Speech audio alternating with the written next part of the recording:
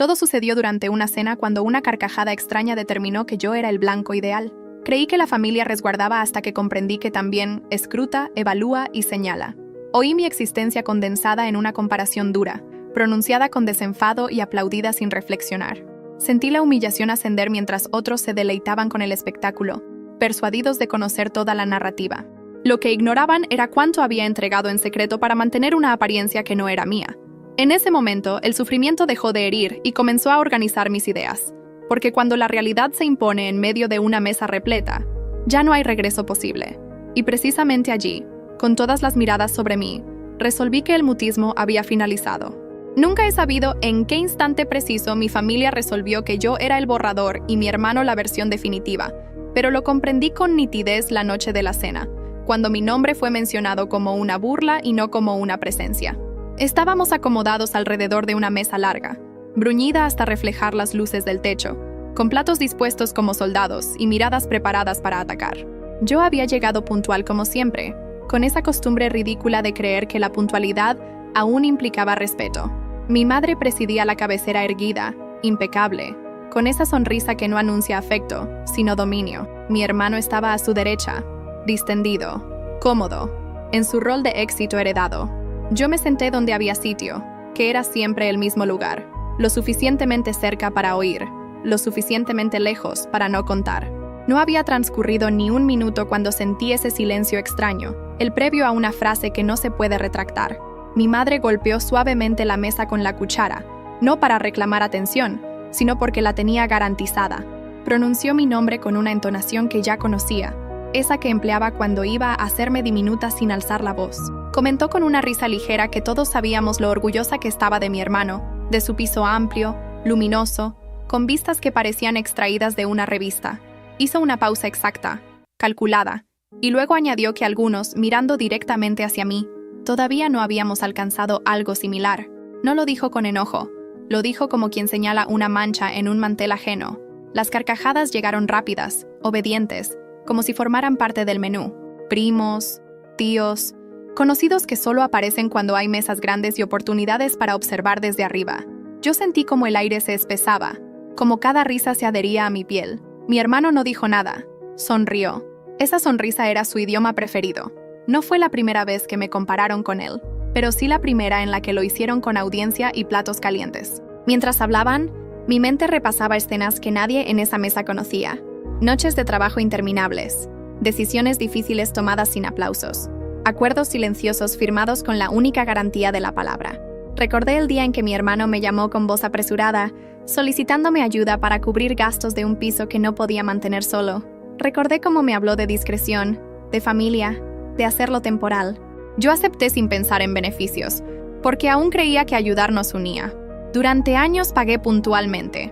Durante años ese piso no fue un símbolo de éxito, sino una factura más. Y ahora ahí estaba convertido en un trofeo que se usaba para humillarme. Mi madre continuó animada por la risa ajena, preguntando en voz alta si yo alguna vez tendría algo parecido o si seguiría conformándome con lo mínimo. Dijo que no lo hacía por maldad, que era solo una observación. Las observaciones en mi familia siempre tenían filo. Sentí como algo se acomodaba dentro de mí, no como una explosión, sino como una resolución que ya no podía aplazarse. No alcé la voz, no golpeé la mesa. Simplemente respiré, miré a mi madre, luego a mi hermano, y esperé a que el ruido se calmara lo suficiente para que mi frase no se perdiera entre risas. Dije que el piso del que hablaban no era exactamente como lo contaban. Dije que tenía razón, que yo no poseía uno. Hubo otra risa, anticipada, casi automática. Entonces añadí, con la misma calma con la que había firmado cada transferencia, que ese piso había sido mi hogar durante años, aunque no figurara a mi nombre, que había vivido allí como inquilina, que el alquiler lo había pagado yo mes tras mes, sin retrasos, que el propietario, mi querido hermano, había preferido mantener ese detalle fuera de las conversaciones familiares. No levanté la vista al decirlo. Dejé que las palabras hicieran su trabajo solas. El efecto fue inmediato. El ruido se cortó como si alguien hubiera apagado un interruptor invisible. Las risas murieron en las bocas abiertas. Los cubiertos quedaron suspendidos a medio camino. Mi madre parpadeó varias veces, como si intentara leer algo que no estaba escrito. Su postura se desarmó apenas, lo justo para delatarla. Mi hermano dejó de sonreír. No frunció el ceño ni protestó. Simplemente se quedó quieto con la expresión de quien acaba de perder el control de una historia que creía dominar. Nadie preguntó nada al principio. El silencio fue tan denso que casi dolía. Mi madre fue la primera en reaccionar. Dijo mi nombre otra vez, pero ahora no sonaba divertido. Preguntó si estaba bromeando. Yo negué despacio. Expliqué, sin entrar en detalles innecesarios, que había sido un acuerdo entre nosotros, que yo había aceptado por conveniencia mutua. No mencioné las noches en las que conté monedas, ni las veces que cancelé planes para cumplir. No hacía falta. La verdad, cuando se presenta sin adornos, incomoda más. Mi hermano intentó intervenir diciendo que no era el momento, que eso se hablaba en privado. Yo lo miré por primera vez en toda la noche. Le dije que él había elegido el momento cuando permitió que me ridiculizaran usando su supuesto logro. La mesa seguía muda, pero ahora no era un silencio pasivo.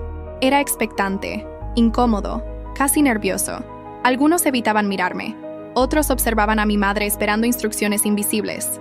Ella se aclaró la garganta y dijo que eso no cambiaba nada, que el esfuerzo de mi hermano seguía siendo admirable. Fue entonces cuando entendí que no importaba cuánto pagara, cuánto sostuviera, cuánto sacrificara. Para ella, el relato ya estaba escrito. Yo solo había cometido el error de leerlo en voz alta. No me levanté de la mesa. No necesitaba huir. Permanecí allí y con la espalda recta, mientras las conversaciones intentaban retomarse sin éxito. Cada palabra sonaba forzada. Mi hermano evitaba cruzar miradas conmigo. Mi madre hablaba de temas triviales, como si pudiera borrar lo ocurrido cambiando de asunto. Yo asentía cuando era necesario, respondía con monosílabos, observaba. Por dentro, algo se reorganizaba con una precisión que me sorprendió. No era rabia lo que sentía, era claridad. Recordé todas las veces que había cedido espacio para no incomodar, todas las veces que había aceptado versiones reducidas de mí misma para encajar. Entendí que el problema no era el piso, ni el dinero, ni siquiera la burla. El problema era el permiso que había dado para que me usaran como contraste. Esa noche, sin planearlo, había retirado ese permiso, y eso tenía consecuencias. Cuando la cena llegó a su fin, nadie propuso prolongarlo.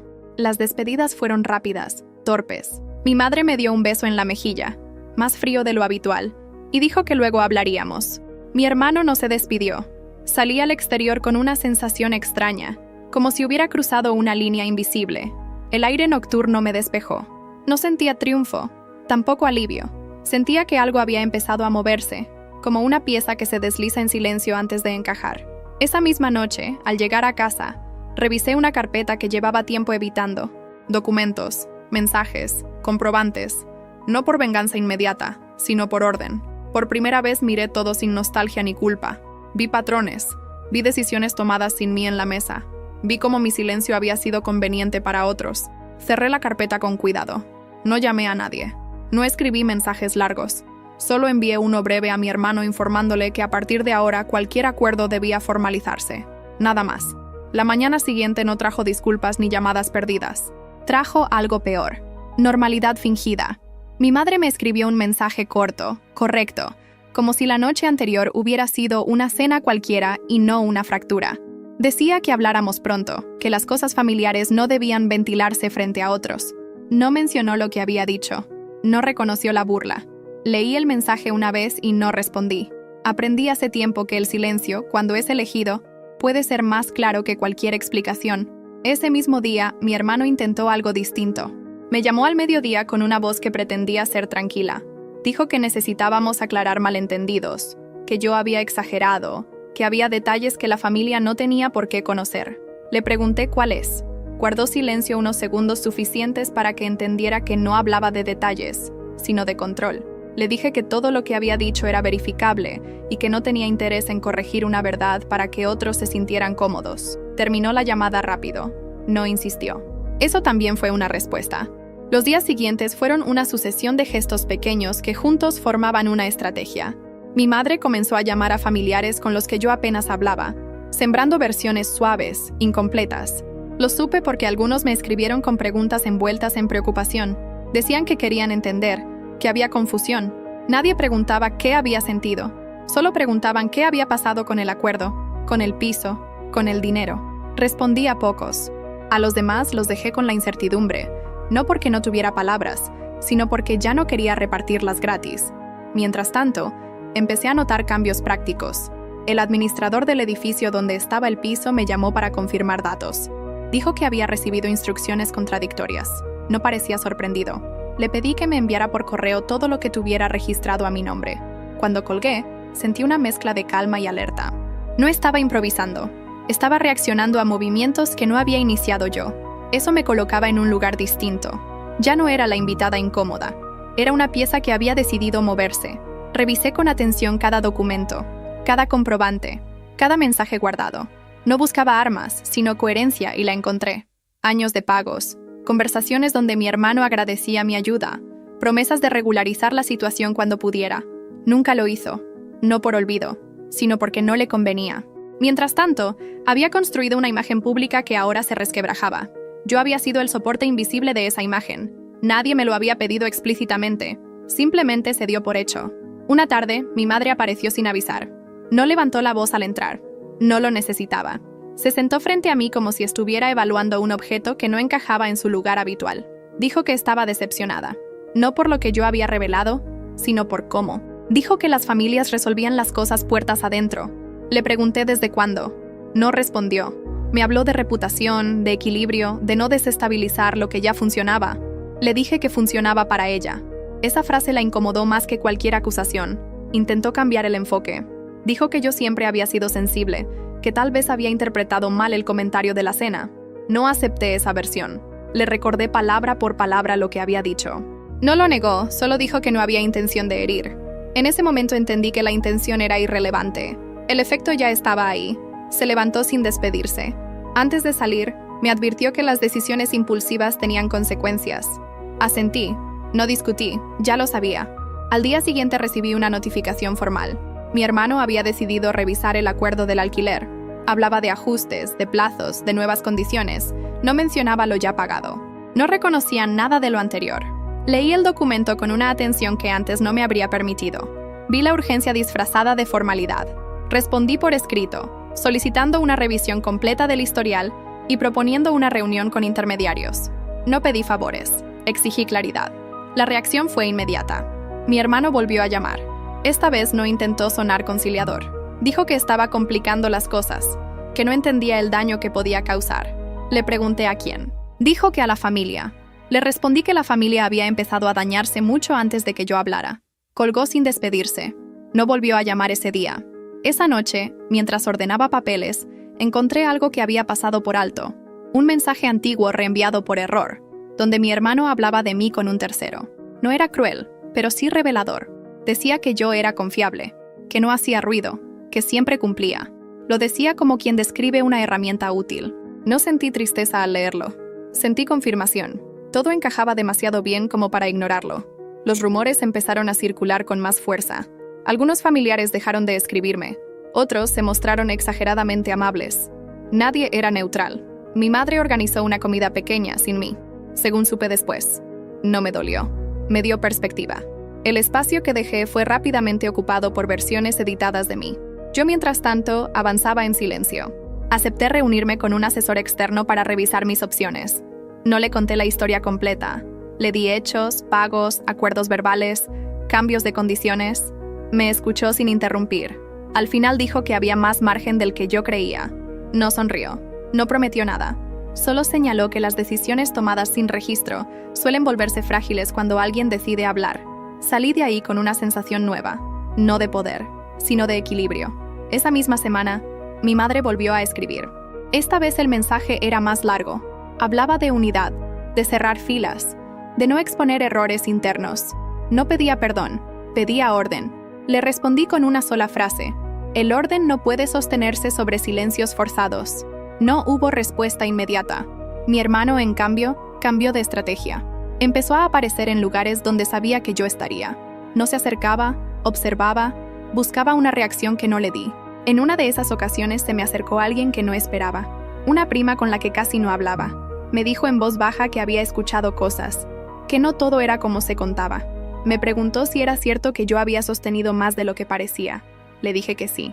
No añadí nada más. Asintió y se fue. Esa breve conversación hizo más ruido que cualquier discusión. Poco después recibí una llamada inesperada del administrador del edificio. Dijo que necesitaba verme. Cuando llegué, me mostró documentos que no había solicitado, contratos modificados, firmas que no reconocí. No eran falsificaciones evidentes, pero sí ajustes hechos sin mi conocimiento. Me explicó que había inconsistencias y que prefería aclararlas antes de que escalaran. Agradecí su prudencia. Salí de ahí con copias y una certeza incómoda. Esto ya no era solo una cuestión familiar. Mi madre me llamó esa noche. Su tono había cambiado. Ya no era autoridad, era preocupación. Preguntó qué estaba pasando exactamente. ¿Qué pretendía hacer? Le dije que pretendía protegerme. Dijo que eso podía afectar a todos. Le respondí que ya estaba afectándome a mí desde hacía años. Guardó silencio. Luego dijo que nunca quiso que yo me sintiera menos. No respondí de inmediato. Le dije que las intenciones no borran patrones. Colgamos sin resolver nada. En los días siguientes, las piezas empezaron a moverse solas. Personas que nunca se habían interesado por mi situación comenzaron a hacer preguntas más precisas. Mi hermano dejó de aparecer en público. Mi madre redujo sus mensajes a lo mínimo. Yo avancé con pasos firmes sin anunciar nada. No porque disfrutara del suspense, sino porque entendí que cada movimiento visible provocaba una reacción defensiva. El verdadero giro llegó cuando recibí un correo de alguien fuera del círculo familiar. Alguien que había trabajado con mi hermano en un proyecto paralelo. Decía que había escuchado mi nombre en una conversación que no cuadraba, que había cosas que yo debía saber antes de que se tomaran decisiones definitivas. No entraba en detalles. Proponía hablar. Leí el mensaje 2 veces. No era una amenaza, era una advertencia. Acepté la reunión sin rodeos. No pregunté qué sabía ni por qué ahora. Elegí un lugar neutro sin testigos conocidos. Cuando llegó, no perdió tiempo en cortesías. Dijo que había trabajado con mi hermano en inversiones que no figuraban en ningún lado. Dijo que para sostenerlas, él había presentado garantías que no le pertenecían del todo. Dijo mi nombre una vez como si probara su peso. Entendí en ese instante que yo no solo había sido apoyo, sino escudo.